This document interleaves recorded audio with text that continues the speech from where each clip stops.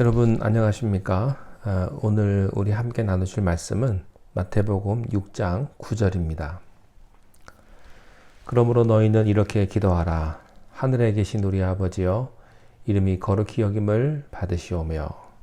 아멘. 예수님께서는 신앙의 참된 모습의 신뢰로 구제에 이어서 기도에 대해서 말씀을 해주십니다. 참된 기도는 어떻게 하는 것일까? 그리고 참된 기도의 내용은 무엇일까?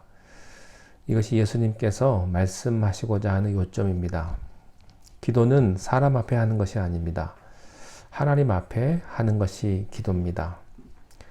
이것을 예수님은 골방에서 문을 닫고 하는 것이다. 이렇게 설명하셨습니다. 우리들이 기도하는 목적은 무엇입니까? 간구할 내용이 있었기 때문입니다. 어떤 특별한 목적이 있으면 기도를 시작하죠. 그러나 기도란 어떤 목적을 이루기 위한 수단보다는 그것보다 훨씬 더 높고 깊은 의미가 있는 것입니다. 그래서 예수님께서는요, 6장 8절에서 이런 말씀을 하셨어요. 그러므로 그들을 본받지 말라. 구하기 전에 너희에게 있어야 할 것을 하나님 너희 아버지께서 아시느니라.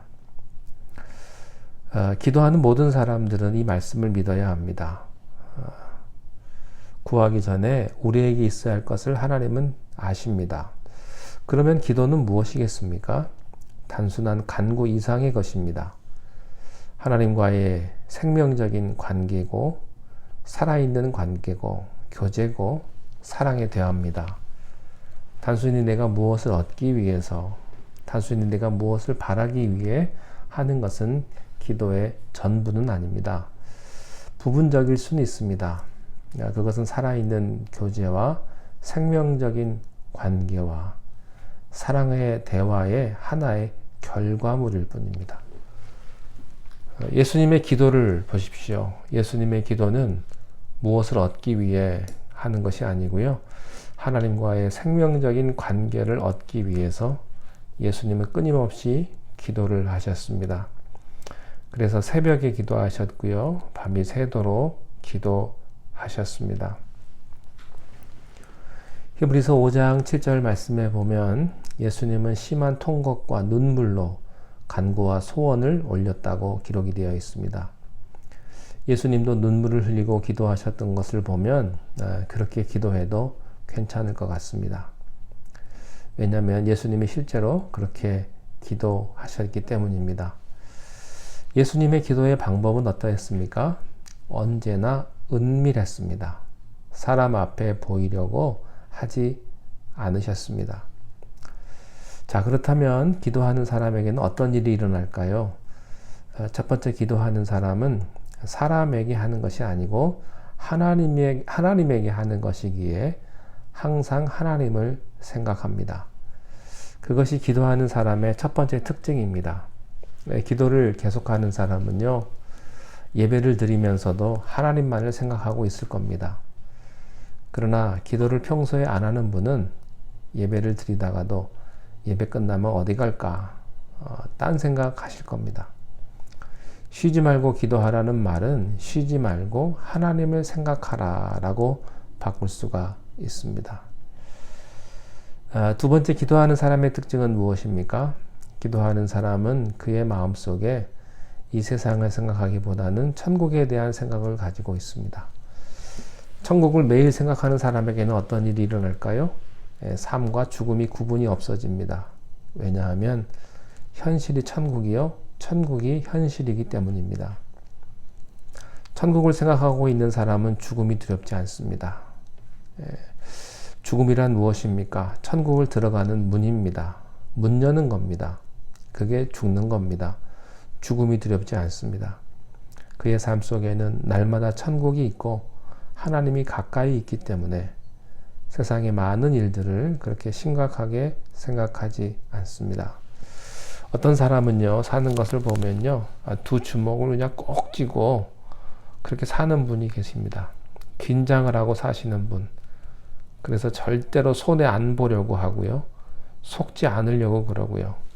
빼앗기지 않으려고 그러고 삽니다. 그저 악착같이 두 주먹을 불끈 쥐고 눈을 똑바로 뜨고 안간힘을 쓰면서 살아가는 사람이 있어요. 기도하는 사람은 그렇게 살지 않습니다. 손을 펴고 삽니다. 자유롭게 삽니다. 손해를 좀 봐도 괜찮다고, 빼앗겨도 괜찮다고 그렇게 생각을 합니다. 때로는 오해를 받아도 그럴 수 있다고 웃어 넘길 수 있습니다. 왜냐하면 그 사람의 머릿속에는 항상 천국이 있기 때문입니다. 이 사람이 기도하는 사람의 모습입니다. 이런 분은요, 물질이 있지만 물질의 노예가 되지 않고요. 또 높은 자리에 있지만 그 높은 자리에 환상 속에 빠져 있지도 않습니다. 이 사람이 기도하는 사람입니다. 예수님께서 이렇게 설명하시고 이제 참된 기도의 내용은 무엇인가? 어떤 내용의 기도가 참된 기도인가를 말씀을 해주세요. 그러면서 이제 그 유명한 주님이 가르쳐 주신 기도, 주기도문이 시작이 됩니다. 그러므로 너희는 이렇게 기도하라. 하늘에 계신 우리 아버지여, 이름이 거룩히 여김을 받으시오며. 이 말씀에서 빨리 깨달아지는 게 있습니다. 그것은 기도란 스스로 깨달아지는 게 아니다, 이런 뜻입니다. 기도는 배워야 하고요, 가르쳐야 하는 것입니다. 어떤 분에게 기도 좀 하시라고 하면 제발 다른 건 다 할 테니까 기도만 좀 시키지 말라고. 그래서 기도 순서만 되면 교회를 빠지시는 분이 있습니다. 왜냐하면 기도가 너무 힘들기 때문에. 어쩌면 그런 분들은요, 어쩌면 정직한 분일지도 모르겠습니다. 기도가 참 힘들거든요. 더더군다나 다른 사람 앞에서 기도하는 것 굉장히 힘이 듭니다.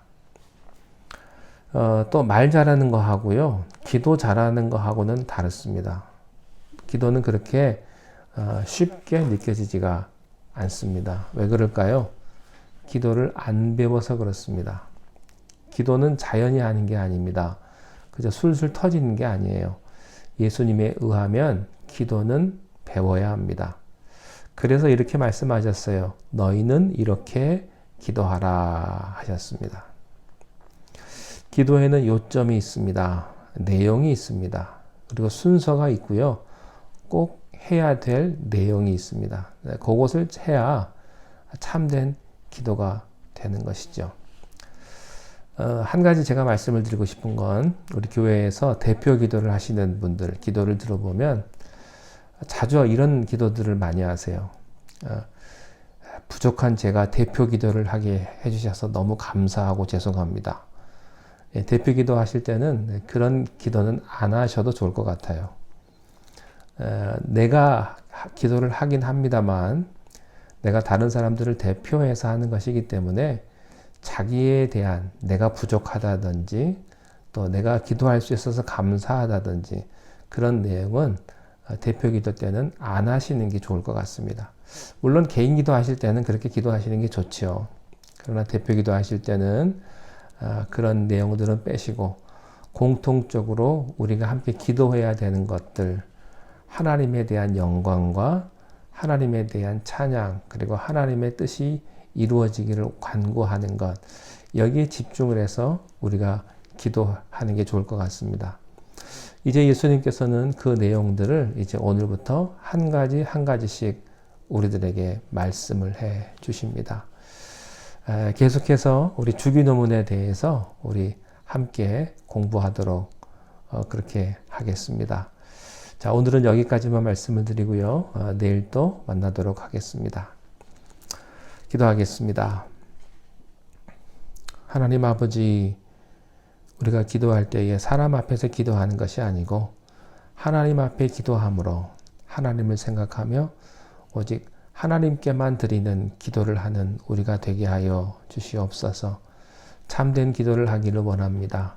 하나님의 마음을 움직이는 기도를 하기를 원하며 하나님과 깊은 교제를 하며 하나님 뜻에 맞는 그런 기도를 할 수 있는 참된 기도자의 모습으로 우리가 살아가게 하여 주옵소서.